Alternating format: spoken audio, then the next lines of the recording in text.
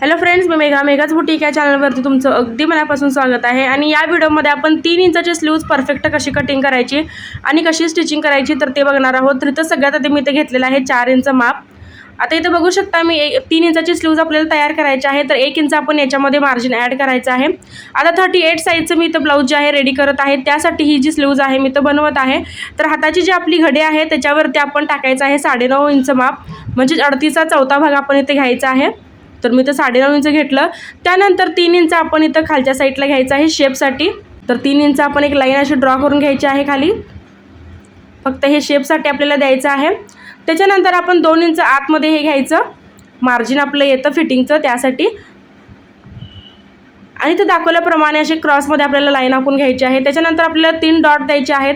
तर 2 dot J आहेत मी वरती दिलेले आहेत आणि आपला जे लास्टचा डॉट आहे तर तो मी अर्धा इंच खाली दिलेला आहे।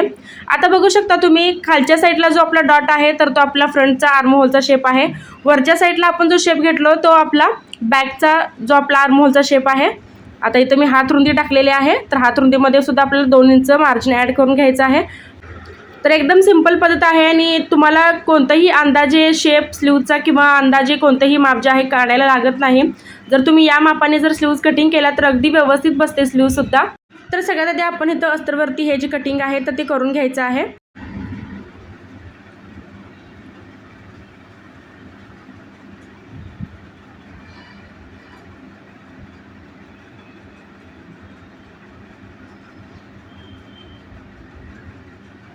तर स्लीवचा जो फ्रंटचा शेप आहे आपला आर्म होलचा तर तो मी अजून कट केलेला नाही। तर तो आपण जोडताना आपण ज्यावेळी स्लीव जोडत असतो तर त्यावेळीच तो आपण कट करणार आहोत आणि मग स्लीव जोडणार आहोत। तर फक्त आपण इथं अस्तरवरती जे आहे स्लीव्ज मार्किंग करून घेतलेली आहे आणि त्याच मार्किंगनुसार आपण अस्तरवरती स्लीव जे आहे तर ती कट करून घ्यायची आहे। तर हे बघा,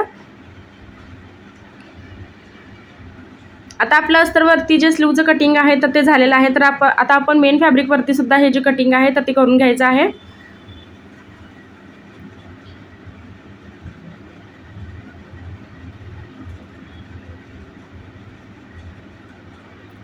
तर आता सगळ्यात आधी मी इथं तुम्हाला एक जी स्लीव्ज आहे तर ती पूर्ण रेडी करून दाखवणार आहे आणि जोडून सुद्धा दाखवणार आहे। तर आता हे बघा, सगळ्यात आधी आपण वरून काय करायचं आहे, आपल्या हात उंचीचं माप घ्यायचं आहे। तर आता माझी जी हात उंची होती तर मला 3 ठेवायचं होतं, तर मी तर 3.5 इंचावरती एक मार्किंग केलं। त्याच्यानंतर मी त्याच्यावरती एक टीप घेतली। आता एक्स्ट्राचे तितकं आपलं बॉटमचं कापड आहे तर ते पूर्ण कटिंग करायचं आणि अशा पद्धतीने आपल्याला इथं दाबटीप एक द्यायची आहे स्लीव्जला। तर आता हे बघा, तर इथं तुम्ही कापड जे आहे व्यवस्थित सेट करून याच्यावरती तुम्ही प्रेससुद्धा करू शकता।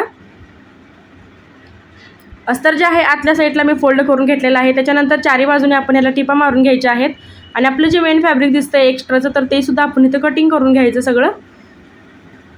आता सेंटर पॉईंट आपण इथं काढून घ्यायचा आहे। आता या ब्लाऊजचं सुद्धा कटिंग आणि स्टिचिंग जे आहे माझ्या चॅनलवरती अपलोड आहे। जर तुम्हाला या ब्लाऊजचं बघायचं असेल कटिंग तर तो व्हिडिओ तुम्ही माझा बघू शकता। तर आता जसं की मी तुम्हाला सांगितलं होतं की स्लीव मी ज्यावेळी जोडत असतो तर त्यावेळीच आपला जो फ्रंट आर्म होलचा शेप आहे स्लीवचा तर मी तो कट करत असतो, जसा मी इथं केलेला आहे अर्धा पाऊण इंचाच्या शेपवरती।